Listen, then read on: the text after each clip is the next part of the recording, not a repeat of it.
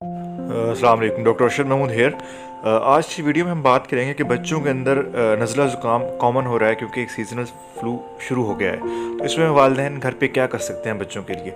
उसमें 4 चीज़ें हैं जो बहुत ज़रूरी हैं। सबसे पहली चीज़ है कि मुनासिब मिकदार में पानी पिलाएं बच्चों को, उनके पानी की कमी नहीं होनी चाहिए। सेकंड ये है कि बच्चे को बुखार का शरबत पिलाएं, इससे बच्चे को बुखार भी ठीक होगा और उसके जिस्म में जो दर्द होता है वो भी कम हो जाएगा। बच्चे की उम्र अगर 2 साल या साल से कम है तो फिर पैराडोल दें, उससे बच्चे को ब्रूफेन दें बड़े बच्चे को।